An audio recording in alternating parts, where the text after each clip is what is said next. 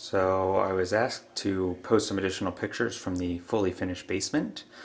So rather than do that, I figured I'd just make a video, which is a little bit easier. Gives you a little bit better idea of detail. Here we have the stairs.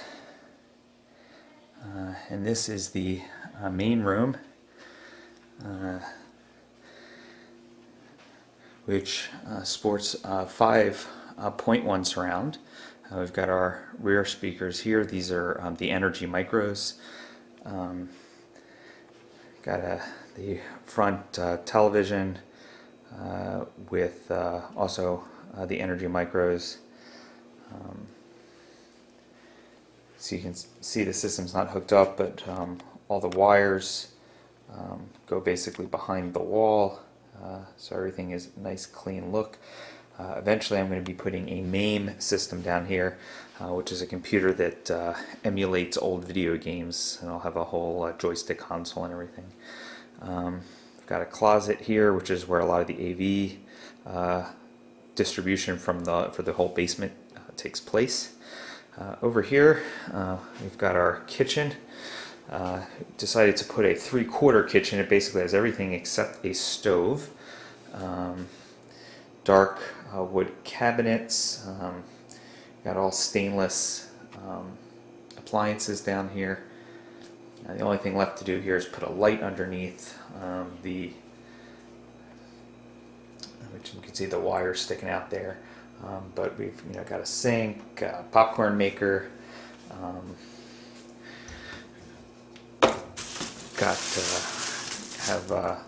These are we did not spring for granite cabinets or granite tops. These actually I made myself. These tops, and it came out pretty good. I've got like the trash can sliders. You can see here that just kind of slides in. If we go this way, we have the bedroom. There's some pictures earlier in the thread showing how we were going to treat these windows. So in the end, this is how it came out looking.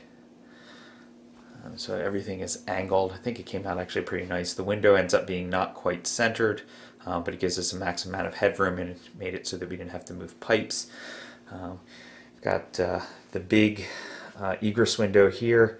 I actually think the trim came out pretty nice for that, considering that I did all that myself and had absolutely no idea what I was doing while I was doing it. We've got a ladder outside so that it meets code.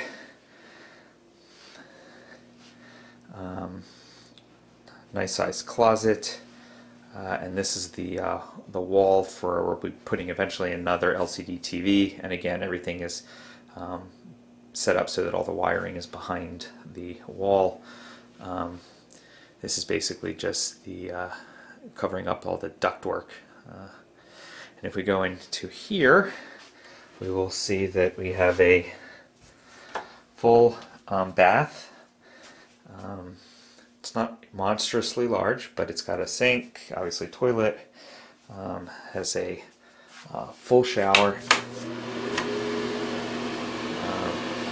including tub, so that when we have guests over and they have small children, they can give their kid a bath. Going back here through the main room, this is where you'll get a view of the outside of the theater. We went with black doors. I was a little bit nervous about that, but it turned out wonderfully. Very, very pleased with the doors. As you come in, you'll see the step lighting. That turned out really nice as well. So coming into the room here, you can see the columns on the wall is all finished. See the speakers mounted. Speakers are about 1/2 inch on each side, narrower than the columns. I've got the lighting, the screen, which is made of acoustically transparent material. I made that myself as well by stretching it over T-slot aluminum. And if we turn the lights down here, you can get a better look at the screen as the camera adjusts.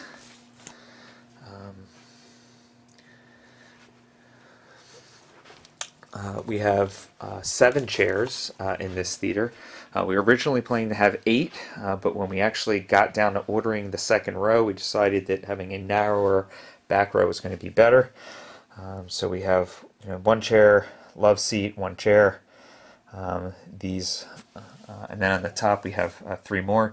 Interestingly, these are the same brand, same make, same model, and yet the leather in the top and bottom row are different. I'm not exactly sure how that happened because they're all Berkline, same model number. But be that as it may, one of my Berkline motors has already burnt out incidentally, so there's a dig for Berklines who are now out of business. Up here we have the camera. This is I think a JVC HD250, has the motorized zoom, which has really been wonderful. It allows you to use the remote just to switch between 16 by 9 and 2.35 by 1. Eventually, on the screen there will be panels on the left and the right. I have some magnets set into the screen so that I can eventually build some foam covers that will shrink the screen down. It'll shrink the screen down to the appropriate size, so it'll be all nicely matted off. I found that was a much cheaper way of doing things than to get any kind of motorized system. So we'll just have some foam inserts. That'll work great. I'm going to pause this for a second so that I can open up one of the speaker panels. Actually, maybe I'm not going to pause it because I don't know what's going to happen with the YouTube video when I do that. So let me we're just going to set this down here for just a second.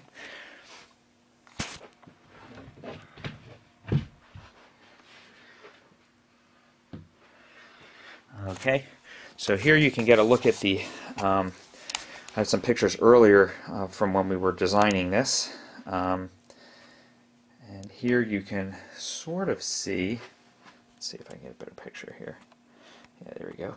You can sort of see I've opened up one of the panels and the speakers sit back there. They're oriented slightly towards the center, but I have my Axum floor standing speakers back there as well as a sub. And then on the other side we have basically the same setup. So the rounded step, once carpeted, came out wonderfully. The guy who came to do the carpeting did a really nice job. I was not even going to attempt to carpet this myself. And here I'll get just sort of a close-up, if I can, of the screen. I can't really see so well, but we covered the outside in that deep dark velvet that you get from Joann's Fabrics. So you can see that right here. And that actually, all we had to do for that was get a couple of pieces of wood, and I used